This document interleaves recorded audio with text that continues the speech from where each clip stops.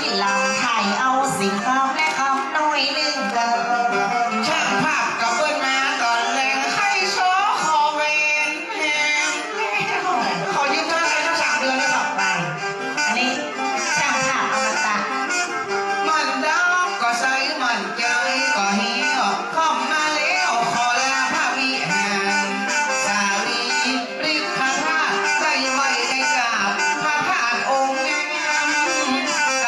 ำท่านกำขอลาวิหารเต้นแก้วไปก่อนจ้า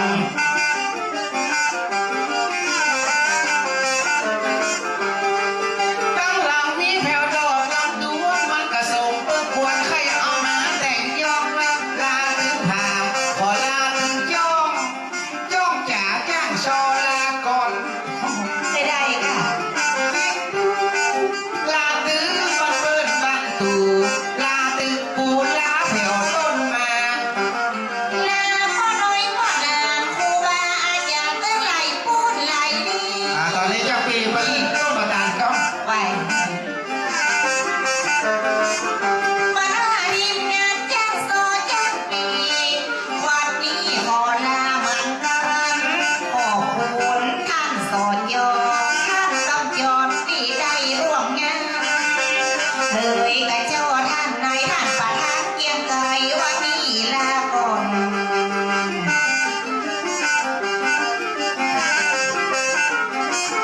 แต่ลาไม่นานพี่น้องทุกเด่นไปใจก็จะเอ็มขอพักขอพรวันนี้ก็ได้นะคำต้นคำน้อยอีน้องขอบคุณเสียงอย่างนอนได้สิ่งคำอย่าว่าจะได้ขึ้นยากอย่าไปขึ้นยากจะเจอ โอ้จะไปไม่แก่คนอยู่ขอต่อเวลาเพิ่มต่อกันวันหน้ามีการมีงานจะมาจุ้ยพี่เปิ้ลมีเจ้าภาพจะได้มาสอนมาบาดเหตุหางดงน้องขอรักพี่น้องอาเจ้าบ้านพี่น้องจอมต้องบ้านไก่คืนนี้ว่าได้ไปไหนจะนอนต้นเป็นคืนหุ้ม ลาพ่อน้อยพ่อนาครูบาอาจารย์ตึงเขาตึงหนุ่มวันนี้จะอยู่นอนนี่คืนหุ่มลาพี่น้องนั่งยังนอนเลยพี่น้องตองไปจอมตองเปิ้นก็ตึงมาลายพดไปเพียวพี่น้องตองกายพี่น้องนองควายลาก่อน จะขออ้ามลาบอกว่าก็สถาบันคนวันนี้ขอลาไปก่อนสถาพี่น้องสามบอกว่าบ้านตกบ้านให้เมืองกรุงสันทรายไปก่อนนะสารพ่อผา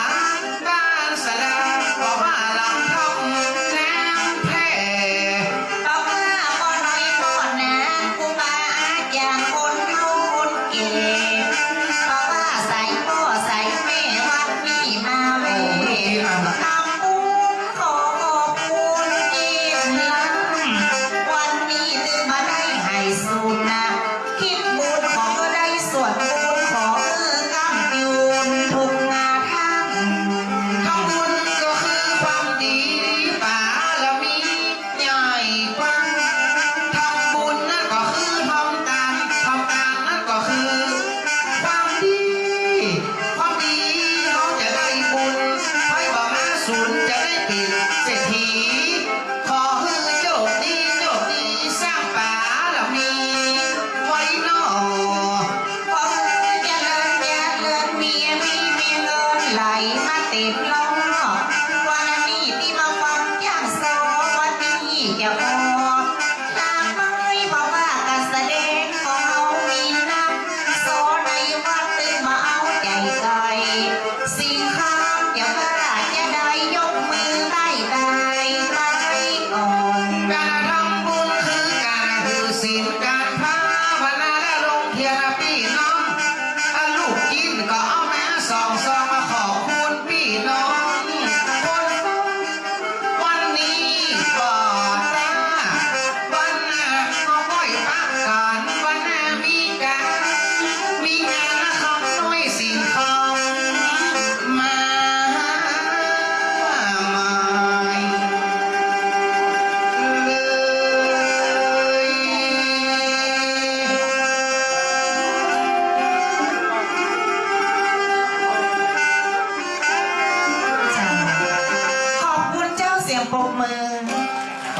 คนเสียงตัวมือ